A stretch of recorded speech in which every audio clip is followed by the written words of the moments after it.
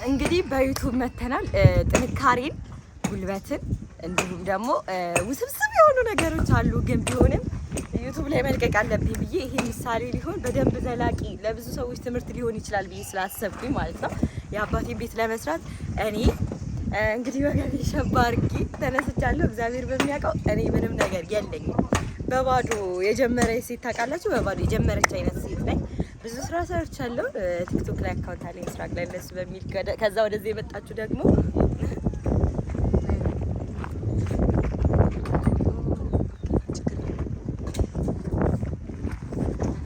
እናም ይሄ የመጀመሪያ ቪዲዮአችን አይደለም፣ ሶስተኛ የምለቀው ቪዲዮ ነው።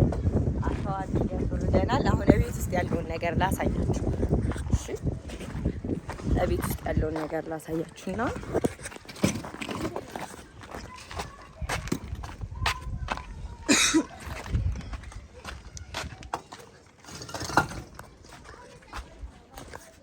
ስልኩ እንዴት እንደሚዝግራ ገብቶኛል። ይሄ ቤቴ ነው። ይሄ ቤቴ ነው። በራችን መስታወት የለውም። ይኸውላችሁ እንደምታዩት ይሄ ነው ቤታችን። አሁን ላይ እየኖርንበት ያለ ነው ቤት ይሄ ነው። እዛ ጋ ንፋስ ምናምን ዝናብ ምናምን ንፋስ ነው ያነሳው ማለት ነው። ምንቱ ና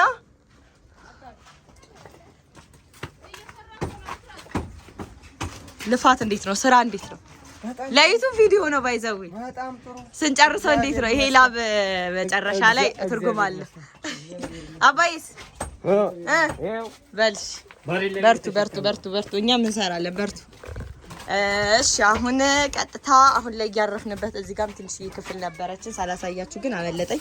እማዬ እንግዲህ ለስንዴ ምናምን ነገር እያዘገጀጀች ነው። አሁን ይሄ አንዱ የምናርፍበት ክፍል ነበረ። ይሄኛው አንድ አልጋ ይኸውና የምናርፍበት ክፍል ነበረች። እቺ ቆርቆሮ በቆርቆሮ ነበር የተሰራችው፣ እንደዚህ ነበረች። ይሄንን ቤት አሁን ወደዛኛው ቤት እንደምንለውጥ አይነት ነገር አስቡትና ያ አሁን ላይ እንድተቆፍሯል። እንግዲህ ስለዘገየው በጣም ይቅርታ ይኸውላችሁ እንደዚህ ነው።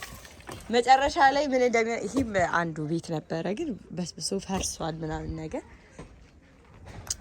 እናም በዩቲዩብ ልሰራ ያሰብኩበት ምክንያት ለሆነ ሰው ትምህርት ከሆነ ምናልባት ለሆነ ሰው አይታወቅም እስቲ እግዚአብሔር በሚረዳን እስቲ በቲክቶክም የሆነ ነገር ለማድረግ እየሞከርን ነው። ከዛ በዩቲዩብ የሆነ ነገር ለማድረግ እየሞከርን ነው። እያንዳንዱ ፕሮሰስ እናንተ ታያላችሁ። ይኸውላችሁ ይሄ ፊት ለፊት ያለው አባቴ ነው።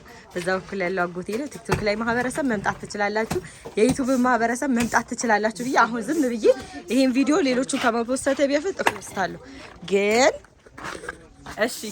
ግን ያዘጋጀሁት ቪዲዮ ነበረ ከሱ በፊት ግን ይሄ መፖስት አለበት። አሁን ነው መፖስተው። ሪፖስት ሼር ምናምን ምንድነው የሚደረገው በዩቲዩብ አላውቅም። ስለዚህ አድርጉትና በደንብ ብዙ ሰው እንዲያዩ አድርጉልኝ። እወዳችኋለሁ። እንቀጥላለን። በአሸዋ በጉልበት ማገዝ የምትፈልጉ አዳማ ሰፈራ የምትባል ቦታ ነኝ ያለሁት። ኑ